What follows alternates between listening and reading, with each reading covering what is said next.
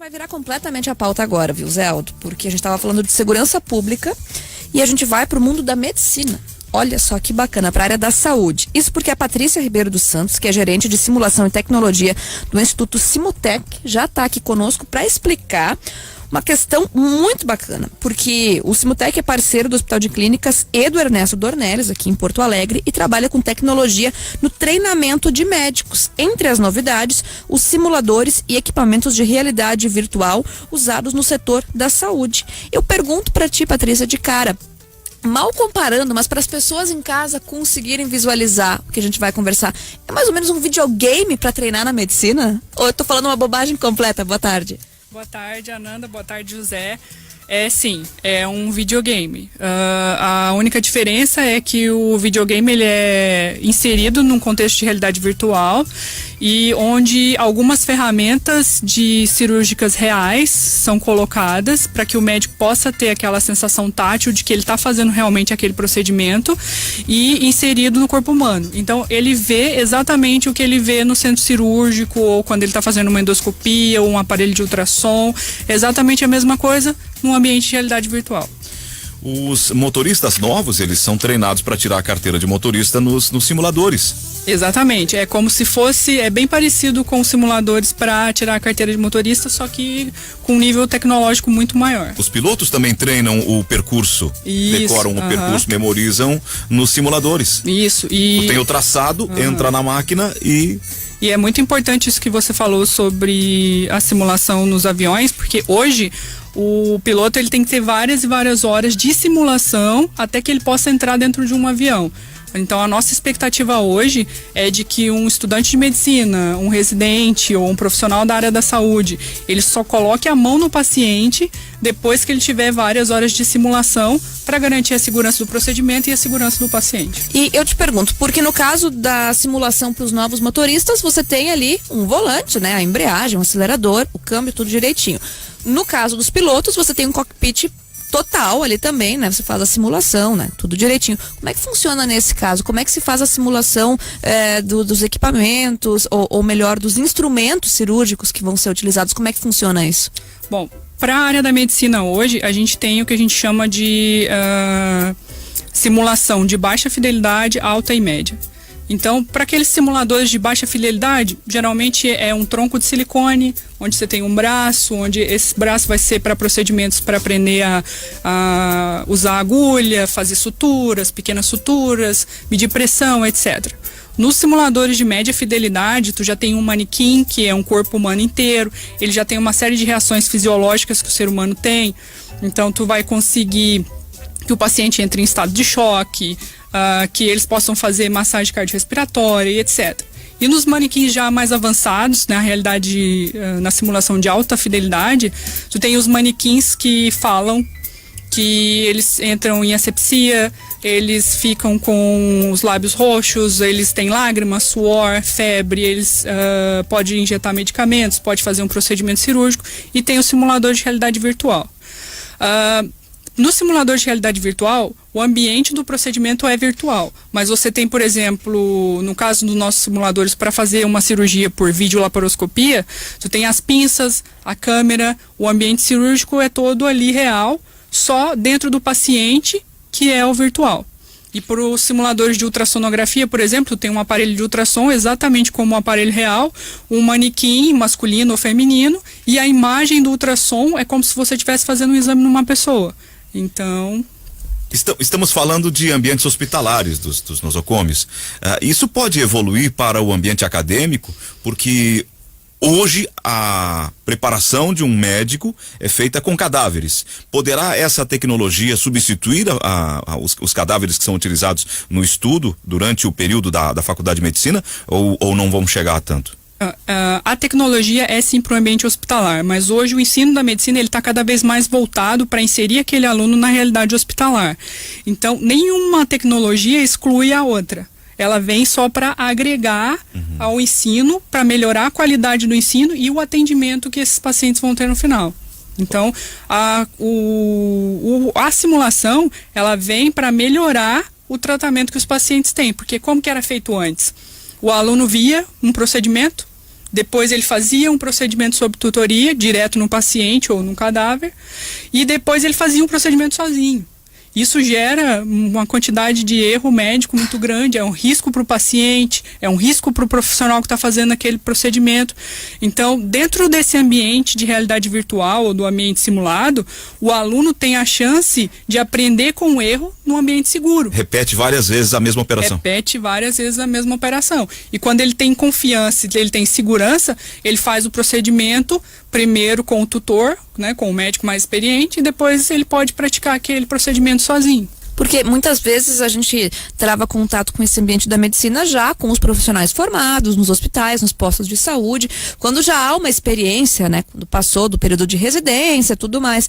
E a gente não pensa nessa questão do preparo. Eu imagino o desespero da pessoa, do estudante, por mais preparado que ele já esteja no momento em que ele vai fazer um procedimento desse tipo no paciente efetivamente pela primeira vez. Eu acho que ajuda também nessa questão do nervosismo, né? Porque, querendo ou não, você está trabalhando num ambiente de realidade virtual. Você não tem uma vida, de fato, na sua frente. Não, e não é só a questão da vida, né? O ambiente cirúrgico, ele tem uma série de pressões, porque são vários alunos ali ao mesmo tempo observando o procedimento. Então, você tem os seus colegas ali junto, você tem os professores que têm aquele respeito, aquele medo, né, de fazer alguma coisa errada. Daí o aluno já fica inseguro, sem contar que com o paciente vivo ali, o medo dele fazer alguma coisa errada, dele não conseguir fazer o procedimento da forma correta é enorme. Dentro do ambiente de realidade virtual, ele treina sozinho. Então, o aparelho é praticamente de self-learning, ou seja, você aprende sozinho. Então, você vai ter um background na universidade ou durante o programa de residência, depois você vai entrar no simulador, vai treinar aquilo repetidas vezes até se sentir seguro, daí sim praticar no paciente. Como é que surgiu a ideia desse simulador? A partir de onde surge isso? Porque parece algo, bacana, existem outros simuladores, mas alguém tem que ter ideia inicialmente, né? A simulação ela surgiu há muitos anos já. O primeiro simulador, acho que foi na década de 60, se eu não me engano. Eram coisas simples, né? Porque tudo que você chama de simulação é tudo aquilo que pode ser simulado, independente do grau de tecnologia. Então, por exemplo, esses torsos, onde você só tem um braço, onde os estudantes aprendem a fazer aplicação de medicamentos ou a tirar sangue, são coisas simples, mas que são chamadas de simuladores porque eles simulam situações reais. Mas a tecnologia foi avançando a partir do surgimento dos computadores, da realidade virtual, e isso foi trazendo a tecnologia para a gente hoje. É tecnologia nacional ou importada? Não, é tecnologia importada. Hoje a gente não tem no Brasil nenhuma empresa que faça esse trabalho, que tenha simuladores de realidade virtual. A gente tem alguns pontos, por exemplo, algo que a gente sabe que tem alguns dos professores que trabalham conosco, que desenvolvem projetos com alunos da URGS em relação a montar um ambiente simulado, mas não os robôs ou os equipamentos físicos que envolvem a simulação, mas os equipamentos são todos importados do exterior. A importação desses equipamentos acaba aumentando o custo das operações ou reduz o custo? Com certeza. O processo de importação no Brasil hoje é complicado, tem uma série de impostos, uma série de coisas que tem que ser pagas, e ter que importar esses equipamentos deixa, com certeza, o mais caro. O serviço fica mais caro. De mais preço. Uhum. O consumidor final, no caso, o paciente vai ter um custo maior. Não, o paciente não tem custo, né? Porque o paciente só recebe benefícios dessa tecnologia. Quem vai ter o custo é a instituição que contrata. Mas repassa isso, né? Repassa para o consumidor. Não, porque você não repassa para o consumidor final, no caso do paciente, que o médico vire clínico geral e se torne especialista, né? Uhum. Então, o treinamento em si não é um custo que vai ser repassado para o paciente. Uhum. É uma coisa ele que é absorvido pelo próprio, aquele que se especializa, no caso. Isso, ele é o profissional da medicina, o profissional pela do hospital. Instituição, né? Uhum.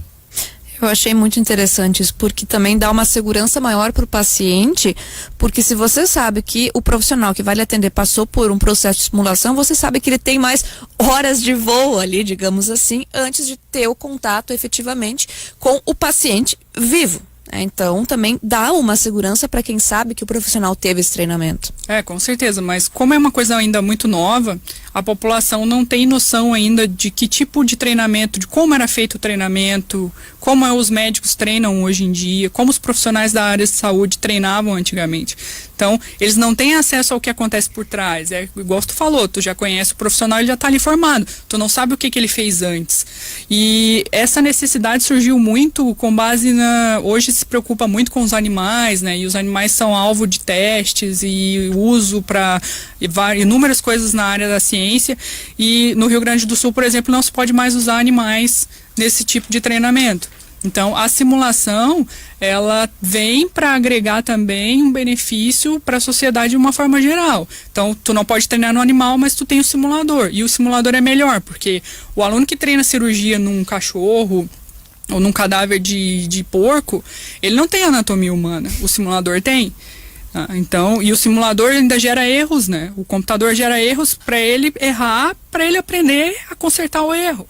Então, isso é muito importante. O Instituto fornece serviço de orientação para o uso do equipamento? Sim, o Instituto Simutec, a gente tem os nossos especialistas de treinamento que ficam 100% do tempo acompanhando os nossos trainees. E a gente também trabalha junto com os professores para criar o cronograma de treinamento mais adequado para cada especialidade. Então, a gente sempre tem um professor exclusivo para cada especialidade, seja ginecologia, seja cirurgia geral. Então, a gente tem sempre que modelar os treinamentos de acordo com as especialidades e sempre tem que ficar alguém para orientar em relação ao uso do simulador. Interessante, muito interessante. E onde aqui no estado, a gente tem aqui no Release o Hospital de Clínicas e o Ernesto Dornelles. São esses os hospitais que têm a tecnologia hoje aqui no estado? A gente tem também um trabalho com a pós-graduação em cirurgia geral, em videolaparoscopia do Hospital Moinhos de Vento. E a gente também aceita alunos particulares que não estejam vinculados a nenhuma instituição. Eles podem procurar o Simutec, então, e conversam diretamente com vocês e conseguem ter a possibilidade de ter acesso a essa tecnologia. Sim, porque a gente tem os médicos que são tutores do treinamento, né? Então sempre tem o médico experiente na sua área para poder orientar esses alunos.